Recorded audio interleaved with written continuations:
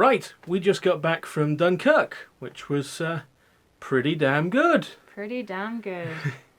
Yeah, I really liked it in a very sad way, because it's a very sad, heart-wrenching film. It's beautifully written. It follows 3 different storylines that kind of twist and turn, all focused around a central place, Dunkirk, obviously. And the time frame goes a bit interesting as well. Yeah, they do actually tell you what the time frame is, but you don't realise it at the beginning. So they introduce 3 locations: the mole in Dunkirk, the harbour, the boats, and the aeroplanes. And in each one it says 1 week, 1 day, 1 hour. And it's only after you've been watching for about half the film that you realise, oh right, that means that's an hour of time leading up to the end.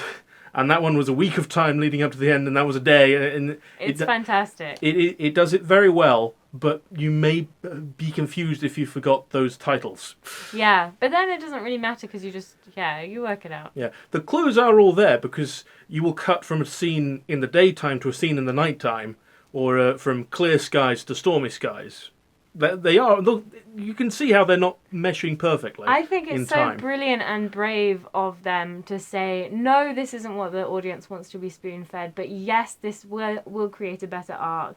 And it's just cleverer. It's just good. It's just good storytelling. Yeah. One thing I really liked was that the huge amount of effort was put into visual storytelling. The film wouldn't require a lot of changes to be a completely silent film. Yet it still has all the spectacle of a big blockbuster. All the planes crashing and ships exploding and sweeping aerial cinematography with extra CGI, all of that sort of stuff that you'd expect from a big budget war film. But it's all for the purpose of storytelling, and that's really good. Should we talk about Harry Styles? That's fine, yeah. Harry Styles was pretty good. I wouldn't recommend him necessarily in other acting films, but I think it was a great way of getting a young audience in. And he did a good job. Like, he was a believable character. Adrian didn't even work out which one it was. Nope. I knew instantly, but yeah. Yeah, no, I didn't know who he was. Couldn't have picked him out in the crowd. Yeah. The acting, I was a bit worried because I thought Harry Styles would do a lot of the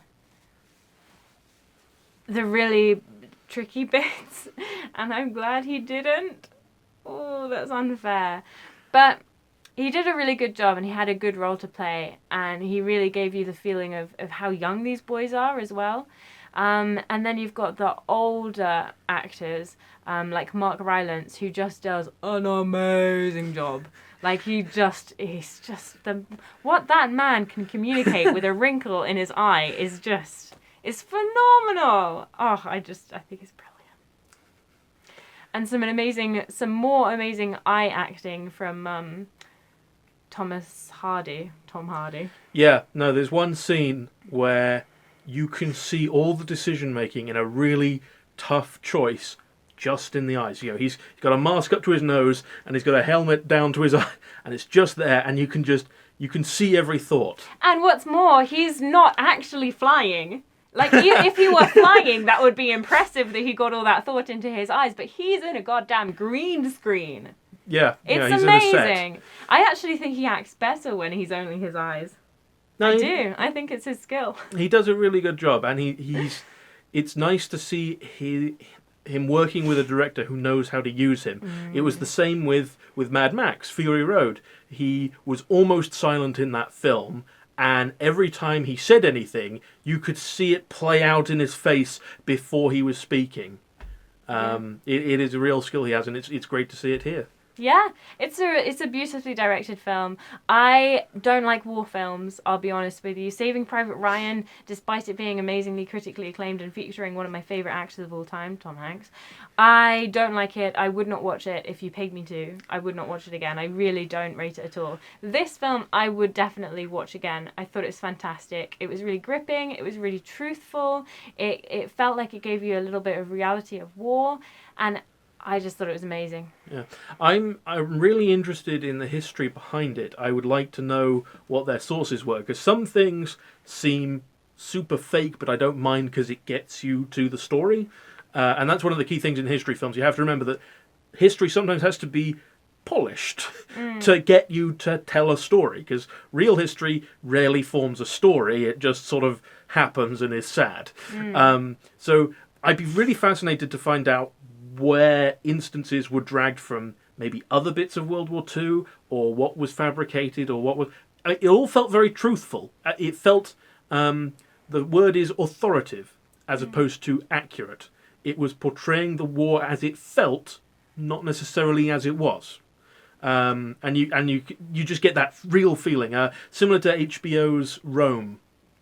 It's got that authority to it. Another thing I loved about this film is the music. Hans Zimmer does an amazing job. I was like binge eating my popcorn at moments, like, oh no! And a lot of that was down to the music, as well as the edit and the acting. The music really adds the tension. Yeah, there's not a great swelling score, but there is this constant tension. Oh, it's so good. It's almost like the constantly rising note where it's just like it's getting worse and worse and worse. And one thing, you will have seen it in the trailers, the ticking of the watch, that tick tick tick tick tick tick, time running out feeling.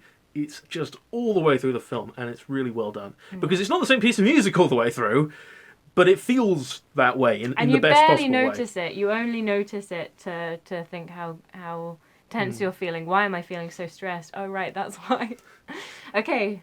Yeah. Would you watch it again? Oh, absolutely. I really would. One thing I was just going to end on quickly. It was nice that they put in the French. It would be nice for the French to get their own movie one day. Yeah, wouldn't that be nice? But it was nice that they included them at appropriate points. Yeah. And also that was their opportunity to put in one or two African actors. Yes, Algerian presumably as well. Yeah, who and really served in the French army. Yeah, one thing that's important to remember in World War II is that the French army was between usually about 60% white. So lots of mixed race and Africans and Asians all in the same military in that time. So it was nice that they had one or two of them on the beaches, even if the whole story can't be about them. The French need their own film. The French need their own film. But it was nice that they were taking the effort. Should we see what we're looking at next week? Yeah. I presume you'd see it again. Yes, I would. I would take others. I'd probably have to psych myself up and maybe get some tissues. It's not really a tearjerker. No, it's got that. I can't remember. Think of films that do it. It's got that.